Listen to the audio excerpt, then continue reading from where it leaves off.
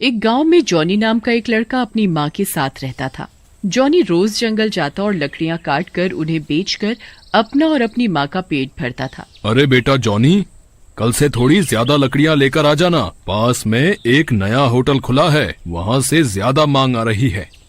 ठीक है काका, मैं ले आऊंगा। अगले दिन जॉनी जंगल में लकड़ी काटने जाता है।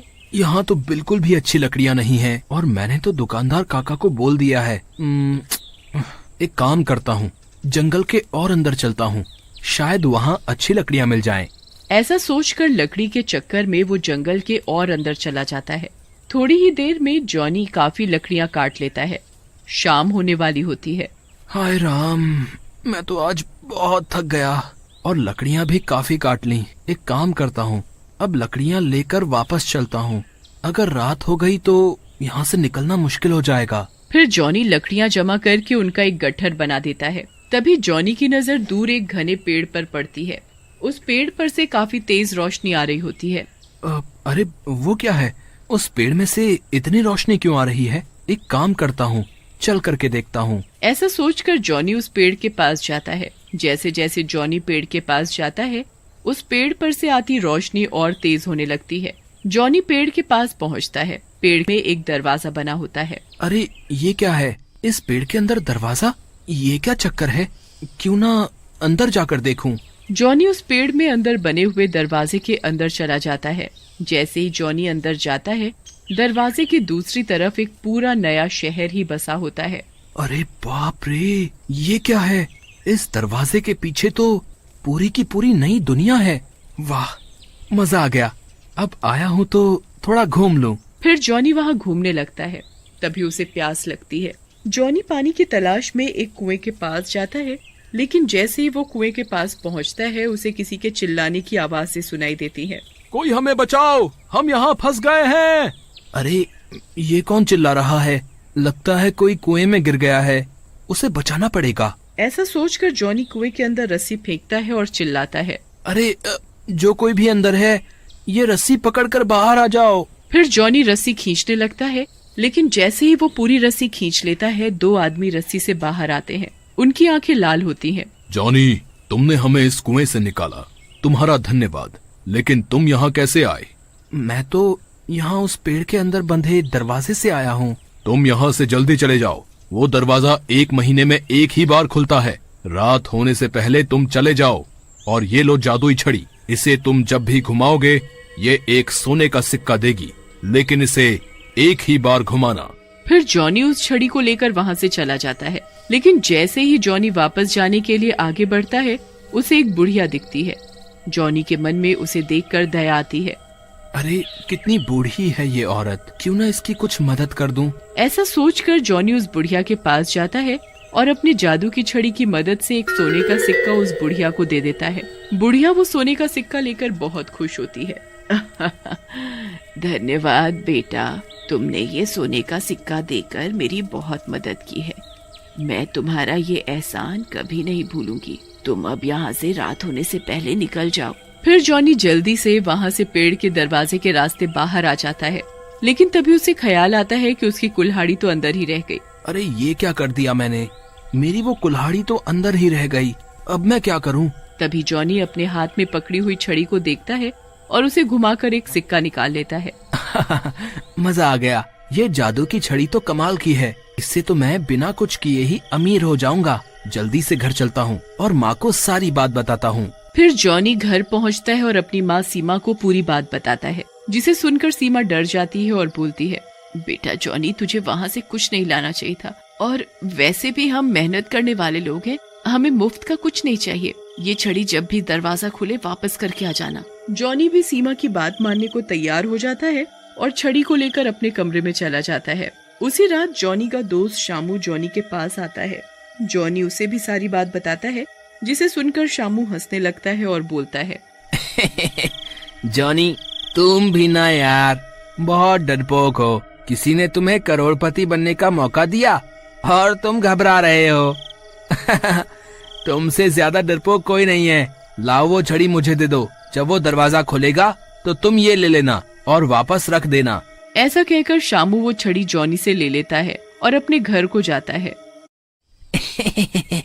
ये जॉनी और इसकी माँ कितने बेवकूफ हैं। बताओ, इन्हें कोई अमीर बनने का मौका दे रहा है और ये उसे गवा रहे हैं, लेकिन मैं नहीं छोड़ूंगा ये मौका। मैं तो गांव का सबसे अमीर आदमी बनूंगा। ऐसा कहकर शामू जादू की छड़ी घुमा देता है। जैसे ही वो छड़ी घुमाता है, एक सोने का सिक्का बाहर गिरता है।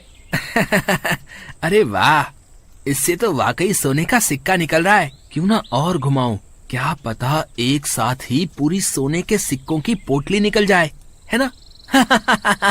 ऐसा कहकर शामू जोर जोर से छड़ी को घुमाता है, लेकिन तभी वहाँ जोर का धुआं उठता है और एक डरावनी चुड़ैल उसके सामने आकर खड़ी हो जाती है। अरे मर गया रे, ये क्या हो गया? ये चुड़ैल कहाँ से आ गई? मैंने तो सोने के सिक्के के लिए छड़ी घुमाई थी। भागो रे भागो, अपनी जान बचाकर भागो। भागो रे भागो, अपनी जान बचाकर भागो। कहाँ फंस गया लालच में। चुड़ैल को देखकर शामू घबरा जाता है और भागने लगता है। कब तक भागेगा? भला चुड़ैलों से भी आज तक कोई जीत पाया है? अब तो इन हाथों से नहीं बचने वाला। भाग, कहाँ तक भागेगा? ऐसा कहकर चुड़ैल शामू को हवा में उठा लेती है और गायब हो जाती है और वो छड़ी वहीं गिर जाती है। अगले दिन शामू को घर पर ना पाकर उसकी माँ फूलन रोने लगती है। हाय रे मेरा बेटा, ना जाने कहाँ चला गया। कोई तो ढूंढो मेरे लाल को। फूलन का रोना धोना सुनकर गांव वाले उसके घर पर इकट्ठा हो जाते हैं। तभी जॉनी भी वहां आ जाता है। अरे आंटी जी, क्या हुआ शामू को? कहाँ गया वो? जॉनी बेटा, कल रात से नहीं है शामू, ना जाने कहाँ चला गया। उसे ढूंढ कर ला मेरे बच्चे। आप रो मत आंटी, मैं कुछ करता हूँ। ऐसा कहकर जॉनी वहाँ से चला जाता है और रास्ते में सोचने लगता है। कल रात में ही शामू ने मुझसे वो जादू की छड़ी ली थी। हो ना हो उसी जादू की छड़ी में कुछ गड़बड़ है। ऐसा सोचकर जॉनी अपनी माँ के पास जाता है और उसे सारी बात बताता है, जिसे सुनकर जॉनी की माँ बोलती है, बेटा कुछ भी हो वो तेरा दोस्त है और तेरी वजह से ही वो संकट में पड़ा है।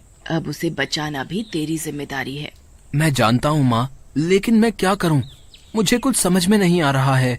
वो छड़ी भी न जाने कहाँ खो गई है। इस काम में तो वो काली पहाड़ी वाले बाबा ही हमारी मदद कर सकते हैं। एक काम करते हैं, उनके पास ही चलते हैं। फिर सीमा जॉनी को लेकर काली पहाड़ी वाले बाबा के पास पहुंचती है और उन्हें सारी बात बताती है, जिसे सुनकर बाबा बोलते हैं, बेटी ये सब एक चुड़ैल का किया धरा है, जो कि उस छड़ी के अंदर कैद थी। उसे कैद करने के लिए जॉनी को उस दरवाजे से अंदर वापस जाना होगा और उस जादुई संसार के निवासियों से मदद मांगनी होगी। वही कुछ कर सकते हैं, क्योंकि वो चुड़ैल शामू को उसी दुनिया में ले गई है। लेकिन बाबा, वो दरवाजा तो 1 महीने में एक ही बार खुलता है। तब तक उस चुड़ैल ने शामू को मार दिया तो? बेटा, मैं उस दरवाजे से तुम्हें अंदर तो भेज सकता हूँ, लेकिन तुम्हें वापस खुद ही आना होगा। बस बाबा, आप मुझे अंदर भेज दो, बाकी मैं देख लूंगा। फिर बाबा जॉनी के साथ उस पेड़ के पास जाते हैं और अपने जादू से जॉनी को पेड़ के अंदर उस जादुई दुनिया में भेज देते हैं।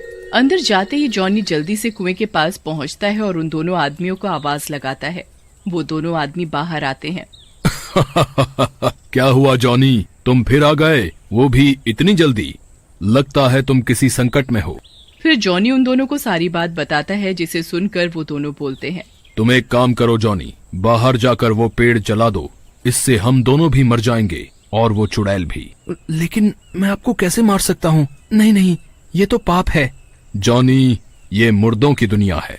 उस चुड़ैल ने हमें यहाँ मार कर अपनी मायावी संसार में रखा हुआ है और यहाँ सब मरे हुए हैं। तुम इस पेड़ को जलाकर हमें मुक्ति दिलाओगे, इसलिए बिल्कुल भी मत सोचो। मैं तुम्हें जादू से बाहर भेज रहा हूँ। तभी वो चुड़ैल आ जाती है।